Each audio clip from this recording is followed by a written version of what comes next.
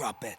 TBS FM. 현재 상황 문제 파악 맥락에 집중 묵직한 질문 흔들리지 않는 중심의 축제 일구 몸쪽 꽉 찬 돌 짚고 쇼미더 뉴스 세상을 바라봐 어제의 뉴스가 오늘의 변화 쇼미더 뉴스 진실을 찾아봐 오늘의 뉴스가 내일의 역사 쇼미더 뉴스 꼭 알아야 할 뉴스만 골라서 전해드립니다. 쇼미더 뉴스 전해줄 분들입니다. 최수영 시사평론가입니다. 안녕하세요. 최수영입니다. 뚱커벨 인사이트K 배종찬 소장입니다. 청취율 조사 기간입니다. 그런 얘기 뭐하러 하세요 게스트께서. 예? 자 지금 2시 반부터 이재명 지사가 긴급 기자회견을 하기로 했는데 경기도 브리핑 룸은 지금 보도 전문 채널을 통해서 보여주고 있는데 아직 모습은 나타내지 않고 있습니다. 자 이재명 지사가 오늘 나와서 한다면 아무래도 지사직을 언제 그만둘 거냐 여기 여부에 달려있지 않겠어요? 네, 당연하죠. 지금 다음 주 18일과 20날 경기도청 국감이 있지 않습니까? 예. 그렇다면은 오늘쯤 그 송영길 대표가 또 이렇게 권유했던 것을 받아들이는 형식으로 굉장히 지사직 사퇴 받을 가능성이 매우 높다. 알겠습니다. 자 이재명 지사 나오면 연결하는 걸로 하고요. 우리 준비된 이야기 시작해 볼게요. 이 얘기부터 시작을 해야겠습니다. 자 민주당 경선 후폭풍인데 오늘 이낙연 캠프의 서른 의원이 한 라디오 방송에 출연했는데요. 어떤 이야기를 했는지 저희가 육성을 먼저 준비했습니다. 청취자 여러분 잘 들어보세요. 저는 그렇게 생각합니다. 아직 결정이 안 났기 때문에 지도부가 어떻게 판단할지를 두고 봐야 합니다만은 만일에 이 상태를 그냥 계속해서 가겠다 그러면은 당의 분열 상태를 두고 이 본선을 치르겠다 이런 결정밖에 안 됩니다. 당이 분열된 상태에서 어떻게 결선을 치릅니까? 그 지도부가 할 수 있는 조건이 아니죠. 그래서 지도부가 이 상황을 냉정히 보고 분열된 상태에서는 선거를 못 치른다. 그러니까 하나로 합치할 수 있는 조건이 뭐냐? 결선하자고 나와 있는 그 조건을 따르면 되죠. 서른 의원의 얘기는 그거예요. 결선 가자 이런 얘기예요. 네. 결선 투표 가자는 이유가 일단 무효표 처리에 대해서 강한 불만을 제기하고 있는 것인데 정세균 전 후보죠. 김두관 전 후보의 이 사퇴표를 무효표로 처리한 다음에 재계산을 하게 됐더니 가반 50.29로 가까스로 문턱으로 결선 투표 직행이 되지 않았냐. 이걸 못 받아들이겠다는 것이거든요. 네.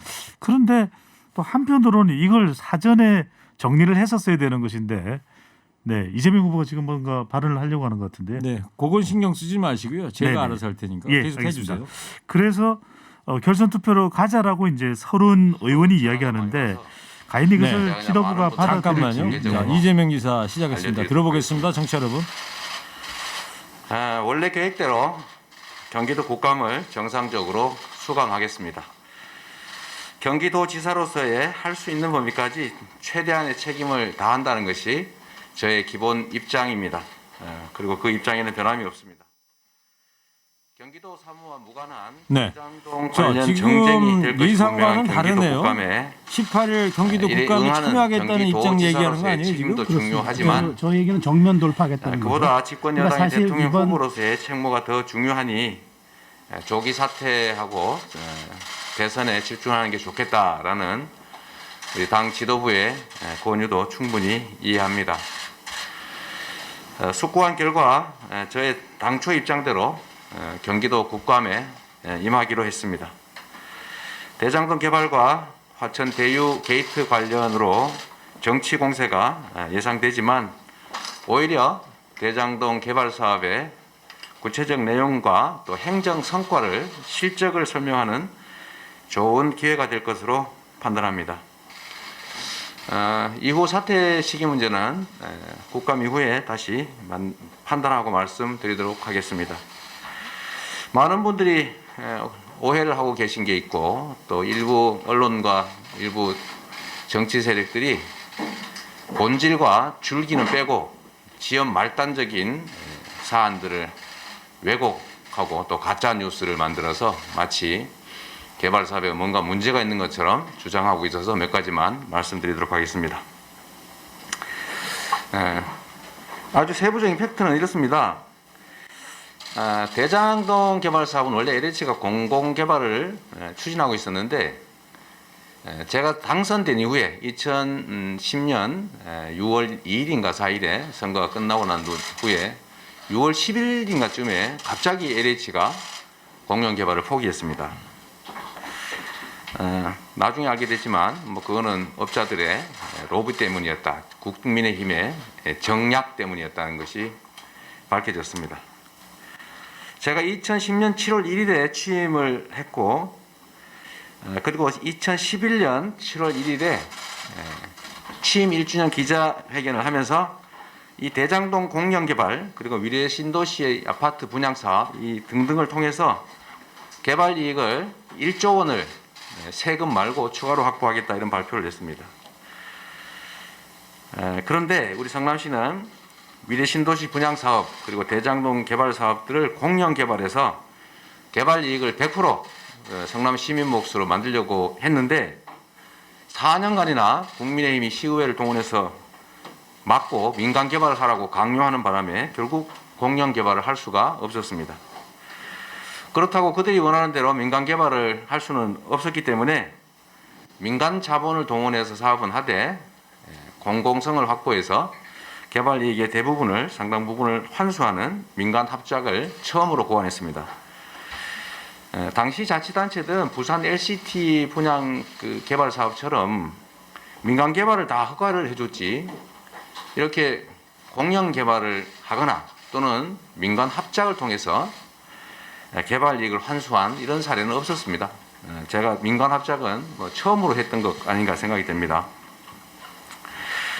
그런데 위례 신도시 아파트 분양 사업은 원래 1,100억 정도가 남기로 돼 있었는데 예상 이익이 이거를 시의회 반대 때문에 민간 합작으로 전환하면서 5대5로 개발 분양 이익을 나누기로 했었습니다. 그런데 1,100억 원으로 예정됐던 예정 수입이 이상하게 시간이 지나면서 800억, 400억 이렇게 줄어들더니 나중에는 300억밖에 분양 수익이 안 난다라고 해서 결국 150억 정도만 손에 쥐고 말았습니다. 결국 150억도 번 거라면 번 건데 실패한 거죠.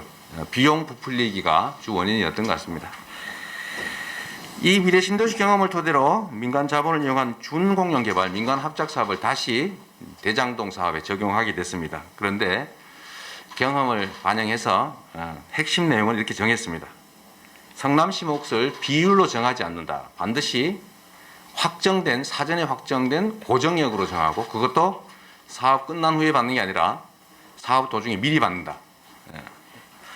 두 번째는 자, 나중에 이 정도만 좀 듣는 걸로 하고요. 그래도 어느 정도 많이 들었던 것 같은데. 자, 이겁니다. 지금 당초에는 이 후보가 되면서 조기 사퇴 쪽으로 기울었던 상황이었는데 정면 돌파를 택한 것 같아요. 네. 자, 두 분 어떻게 보십니까? 먼저 최수영 평론가님. 저는 굉장히 고도의 한 수라고 봅니다. 그러니까 사실 지지율이 높게 3차 투표 때 나왔으면은 57, 8% 그 추세로만 끝까지 나왔으면은 그것을 가지고 바로 그 경기도지사 사퇴 안 하면서 밀고 나갔을 텐데 굉장히 좀 간당간당하게 통과했단 말이죠. 자, 그러면서 이제 당내에서 불안한 후보 프레임이 불거졌어요. 오늘 서른 의원이 바로 그런 얘기한 거 아닙니까? 그런 불안한 후보라면 우리가 당이 지도부가 정무적 판단해야 된다. 그런데 그러면서 지금 이낙연 후보는 치과에 들어갔죠.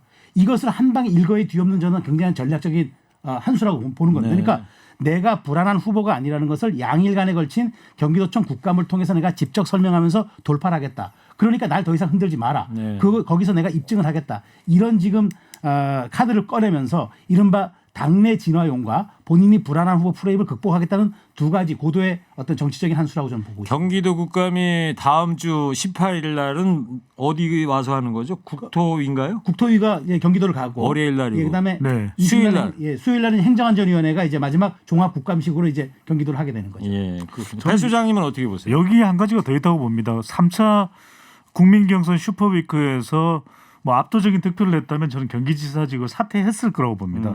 그렇다면은 이 경선 불복 논란도 일어나지 않았을 것이거든요. 첫 번째 이유는 저는 프레임입니다. 계속해서 프레임에는 후보자가 중심이 돼서 이 프레임을 주도권을 가져가는 그 역할을 이재명 지사는 직접 하겠다라는 것이거든요. 네. 왜냐하면 이런 반전 카드 지사직을 사퇴하리라고 봤는데 오히려 본인이 더 이슈를 주도해가면서 간다. 여기서 중요한 것이 국민의힘 본선 토론이 더 활기를 띠는 것이 대체적으로 18일, 20일, 25일 이 시점이거든요. 예. 그런데 이때 오히려 모든 이슈를 이재명 후보가 빨아들이는 겁니다. 그렇겠네요. 시선을 집중시키는 것이거든요. 그러니까 모든 방송에서 아마 현장 라이브 방송할 것 다 같은데 물리겠죠. 18일, 생방송할 20일. 수밖에 없죠. 그러다 보니까 이 앞서 말씀하셨던 대로 최수영 평론가께서 말씀하셨던 대로 이낙연 후보 측의 결선 투표 논란을 일축시킬 수 있는 것도 바로 오늘 이 발언이 될 수 있는 것이고 네. 이렇게 되면은 지지층들은 이재명 후보 쪽으로 더 결집할 수밖에 없는 것이고 네, 알겠습니다. 이런 전략적 포석으로 읽힙니다. 자, 그리고 이 송영길 대표가 오늘 아침에 김어준 뉴스공장에 나와서요. 이 지금 후보 이 문제에 대해서 완벽하게 선을 그었는데 요 육성도 한번 들어보겠습니다. 이 무효표 주장은 장래 투표에 대한 무효를 의미하는 것이지 소급해서 무효한 것이 아니다 이렇게 주장하는데 후보자를 사퇴하면은 명부에서 후보자가 없어지기 때문에 장래 투표가 있을 수가 없어요. 불가능합니다. 이미 투표한 것을 무효로 한다는 취지지 그렇지 않겠습니까? 더구나 모바일 투표할 때는 아예 후보자 이름이 없는데 어디 거기에 투표를 할 수가 있겠습니까? 네, 이 송영길 규정은 대표 오늘 장래 뉴스공장에 나와서 했던 발언인데 어떻게 들으셨어요? 그러니까 송 대표는 아무런 문제가 없다는 거죠. 게다가 이제 이것은 이제 이낙연 후보가 당대표 경선 때, 당대표 때 만든 특별 경선 이게 후보 규칙이다. 네. 그러니까 이거 흔들지 말아라. 난 더 이상 양보할 것이 없다. 내일 뭐 최고위원회가 열린다지만 제가 보기엔 바뀔 가능성이 거의 없어요. 네. 그렇다면은 지금 사실 당내에서 불거지고 있는 이른바 송심이심 논란도 있잖아요. 송영길의 마음이 이재명의 마음이다. 이런 얘기들이 있는데 결국 그런 어떤 오해나 서른위원회 주장에도 불구하고 그대로 간다. 우리가 당에서 이미 위촉장관 전달한 이상 뭐 그 추천서까지 전달한 이상 바꿀 생각은 없다라는 걸 확실하게 했던 것 같아요. 예, 배 수장님은. 근데 송영길 대표가 조금 중재자 역할을 했으면 좋겠어요. 근데 최수영 평론가께서는 송영길 대표가 이제 이재명 후보와 같은 마음이 되는데 이 것 자체가 상당히 또 논란이 될 수 있는 것이거든요. 그런데 이런 때일수록 좀 더 설명이 명쾌해야 되는데 앞서 무효표 설명도 아주 명쾌하지는 않아요. 왜냐하면은 국회에서 무효표를 계산하는 방식과 지금 민주당 경선의 계산 방식이 좀 다르긴 하거든요. 그러니까 이런 차이를 오히려 이낙연 후보를 찾아가서 송영길 대표가 더 잘 설명하고 설득하고 이러면 좋을 텐데 근데 그렇다고 해서 이낙연 후보 측에서 이걸 당의 조치가 아닌 가처분 신청으로까지 법적 문제로까지 비하하는 건 쉽지 않을 것 같아요. 네. 만약 그럴 경우에는 말 그대로 이낙연 후보의 정치 생명까지도 거는 일이거든요. 홍영표 의원도 그런 얘기를 한 거죠. 그러니까 이렇게 법정까지 가진 되면 않겠다. 지지층 내에서도 어떤 이야기가 나면 차마 눈 뜨고 볼 수 없다는 목불 인견 이야기가 나오기 때문에 네. 이낙연 후보 쪽에서는 계속해서 당 지도부가 좀 결단을 내려라 결선 투표 가자 이런 이야기를 하는 것으로 보입니다. 알겠습니다. 요 얘기 여기까지 하고요. 다음 이야기로 넘어갈게요. 자, 어제 국민의힘 경선 토론회가 이제 광주에서 열렸는데 최수영 평론가님 네. 전반적으로 어떻게 보셨어요? 그러니까 두 가지가 눈에 띄었어요. 그러니까 사실 역시 이제 4강으로 압축이 되니까 역시 후보자가 좀 격렬하고도 더 상호에 집중하는 그런 이제 토론이 이루어졌다. 그렇죠. 특히나 그 전까지는 8명 했었으니까. 그렇죠. 근데 4명 되니까 서로 이제 치고받고 하는 것이 조금 더 강도가 세졌다. 그런 게 하나 있었고 두 번째는 이재명 후보 얘기가 나오니까 서로가 한 목소리가 되면서 내가 더 적임자라는 네. 그런 어떤 그 주장들이 강하게 이룬 아마 두 가지가 좀 돋보인 토론회가 아니었나 저는 그렇게 봤습니다. 앞으로도 이제 9차례가 남은 거라면서요? 그렇죠. 11월 5일까지. 예. 예. 근데 국민의힘은 민주당은 지금 지방 순회 경선하면서 그때마다 누적이 되는데 국민의힘은 어떻게 하는 거예요? 그러니까 이게 이런 거죠. 그러니까 그 민주당은 당원 투표기 때문에 투표 결과를 공개하는 건 상관이 없는데 예. 여론조사를 공개하는 것은 이게 이제 선거법상 위반이 된다고 합니다. 그래서 지금은 국민의힘은 당원 여론조사와 일반 국민 여론조사를 20, 30, 50으로 이렇게 섞어가면서 하기 때문에 지금 하고 있는 중이에요, 그러면? 있죠. 그러니까 현장에서 그걸 못 가는 거죠. 투표를 했다면 되는데 투표가 아니라 여론조사를 했기 때문에. 그래서 그런 차이가 11월 있는 5일 날 거죠. 일괄적으로 그렇죠. 한꺼번에 다 한꺼번에 발표한다. 발표하겠다 그런 근데 겁니다. 지금 방금 전에 말씀하셨던 대로 사실 당원 투표가 있거든요. 이 당원 투표를 지역별로 사실 하면 더 흥행할 수 있는데 그래서 지금 국민의힘에서도 그런 지적이 나옵니다. 민주당 방식으로 갔더라면 더 흥행하고 더 흥미진진할 텐데 네. 당원 투표를 지역마다 공개하지 않는 것은 조금 이게 이 옥의 티가 되는 그런 방식이다라는 지적이 나오고 있는 거죠. 그러면은 지금 어제 광주를 갔으면 어제 광주 당원들이 투표를 한 거예요, 그러면? 했죠. 온라인으로 하긴 했는데 지금 공개를 안 하고 있을 거죠. 뿐이다. 예, 그렇군요. 자, 어제 이제 토론회, 국민의힘 토론회 미신 공방이 이번에도 치열했는데 유승민 후보가 그 천공수승 얘기를 꺼냈어요. 네. 배 수장님? 계속해서 무속 질문을 하고 있습니다. 잇따라서 이제 유승민 후보가 무속 질문을 하고 있는 것은 지난번 토론회 때는 이병환 씨를 아느냐, 학문침 전문가라고 그래요. 학문에 침을 놓고서 이제 기를 불어넣는 그 사람을 아느냐 물어봤더니 윤석열 후보가 잘 모르겠다라고 얘기했는데 이번에는 천공 스승을 아느냐 물어봤더니 안다 대답을 했습니다. 네. 몇 차례 만나보기도 했었다라고 이야기를 했었고 또 이 배우자인 김건희 씨와 만났다. 또 누군가 김건희 씨에게 배우자 김건희 씨에게 소개를 해서 여러 차례 만나게 됐다. 유튜브가 상당히 재미있다. 이런 이야기를 했습니다. 그래요. 근데 학문 침 얘기하길래 지금 웃는 걸 관심 참았는데 배 수장님 네. 학문에 침을 어떻게 맞는 거예요? 그러니까 저는 모르죠. 얘기하셨잖아요. 안 맞아봤으니까요. 근데 아플 것 같아요. 네. 따가울 거 아픈 게 아니라 따가울 거. 적당히 하시죠 이건. 여보세요. 네. 자, 천공이라는 사람이 윤석열 후보한테 조언을 해줬던 취지의 얘기를 했다면서요? 했죠. 그러니까 멘토가 맞느냐. 그 유튜브를 통해서 그 얘기를 했다고 그러더라고요. 그렇죠. 그러니까 이제 또 그 5차 토론에서 왜 또 그 윤석열 후보가 그 동영상 한번 봐라 하니까 또 유승민 후보가 봤다 그랬어요. 보고 나서 이제 설명을 하는 거죠. 그러니까 그러니까 이제 몇 번 만났고 뭐 어떻게 같이 부인하고 같이 만났느냐. 그다음에 그렇다면 당신 혹시 검찰총장 사퇴할 때 조언 받았느냐. 그리고 혹시 박근혜 전 대통령 국정조사 농단 수사할 때 그 사람 또 그 조언 받았느냐 했더니까 윤석열 후보가 아주 정색을 하고 자기는 상식과 법치에 따라서 수사를 했다 이렇게 얘기를 하는데 약간 그 질문에 애둘러서 피해갔군요. 피해갔죠. 그런데 어쨌든 굉장히 뼈 아팠던 것 같아요. 예. 네. 자, 부인 김건희 씨의 주가 조작 연루 의혹을 놓고 유승민 후보가 집중적으로 파고들었는데 어제 국힘 토론회 유승민 후보와 윤석열 후보 간의 공방 잠깐 들어보겠습니다. 지금 부인과 장모가 도이치모터스 주가 조작 사건에 혹시 부인이나 장모가 이 우리 장모는 뭐 주가 조작 사건하고 관계 없습니까? 저는 관계 없는 소환 통보는 받았습니까 지금? 지금 1년 6개월째 예. 자꾸 그렇게 말씀을 하시는데 제가 이 정부의 살아있는 권력 수사를 하니까 저에게 보복을 하기 위해서 저 말도 안 되는 경찰의 무슨 내사 보고서라는 거를 뉴스타파에 누군가가 흘리고 그걸 갖고 1년 6개월을 지금 수백 명 연인원을 불러다가 지금 조사를 하고 있습니다. 만약 이것 때문에 다른 사람들은 소환되고 있거든요 지금. 아니 그 사람은 저희 처하고는 관계가 없는 사람이죠. 없고. 그럼 만약 그 사람들의 만약 도이치모터스 사건에 부인의 주가 조작 지금 없다고 믿고 계시는데 이게 만약 드러나면 어떻게 하실 겁니까? 뭐 드러나면 만약에 드러난다면 저는 그럴 리가 없고 이 사람들이 정치를 자, 도이치모터스 관련해서 지금 한 2명이 이미 지금 구속되고 있는 상황이고요. 어떻게 들으셨어요? 이 부분에 대해서? 그러니까 저는 지금 사실 윤석열 후보가 세 가지 난제가 앞에 있잖아요.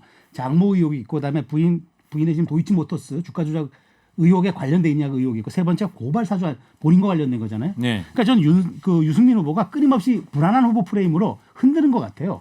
그렇기 때문에 윤석열 후보가 지금 여기에 답변하면서도 약간 감정 실린 그런 답변하는 것 같은데 유승민 후보는 4강 전략이 끊임없이 불안한 후보 프레임을 통해서 내 존재를 부각시켜서 마지막 뒤집기 한번 해보겠다 그런 것 같은데 저는 상당히 좀 위험해 보이는 전략이에요. 사실 알겠습니다. 자, 배 수장님 이런 지금 공방이 뭐 이 건뿐만 아니라 여러 가지가 나왔었는데 자, 국민의힘 경선에 영향을 줄 거라고 보세요? 영향을 받겠죠. 결과적으로 윤석열 후보의 경우에는 이런 의혹들을 어떻게 탈탈탈 털어내느냐가 중요할 수 있는데 도이치모터스도 그렇고 부인과 관련된 재산 증식과 관련된 의혹도 그렇고 이걸 털어내야 되는 것이거든요. 고발사주 의혹에 이제 수사가 되고 있는 것이지만 그렇지 않다면 적어도 중도층 또 MZ 세대 또는 여성들에게는 영향을 줄 수가 있습니다. 알겠습니다.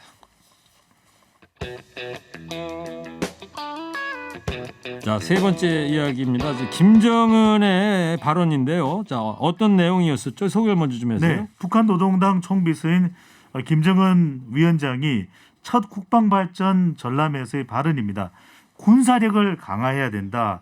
이게 가장 강조하는 발언이었고요. 두 번째로는 미국과 남조선이 주적은 아니다. 미국이 특히 이제 북한에 적대적이지 않다고 믿을 근거는 없다. 그러니까 적대적이다라고 보는 거죠. 그렇지만 남조선이나 미국이 주적은 아니다. 동족끼리 무장 사용을 하지 말아야 된다. 그러니까 전쟁 그 자체가 주적이다 이렇게 표현을 했더라고요. 그러니까요. 국방력은 최수영 평론가는 네. 어떻게 보세요? 그 전쟁 그 자체가 하는 건 레토릭이죠. 레토릭인데 저는 결국 남한 정부가 좀 미국 바이든 행정부 압박해서 우리 제재하지 마라. 예. 우리 자위권 차원이다. 당신들이 좀 이 문제 풀어라. 그런 메시지로 전 들렸습니다. 예, 알겠습니다. 자, 쇼미더뉴스 지금까지 최수영 평론가 배종찬 소장이었습니다. 오늘 여기까지 하겠습니다. 두 분 고맙습니다. 감사합니다. 쇼미더 뉴스. 최수영 평론가님 쇼미더 하면은 뉴스 해주셔야 돼요. 네. 다시 쇼미더 뉴스. 뉴스.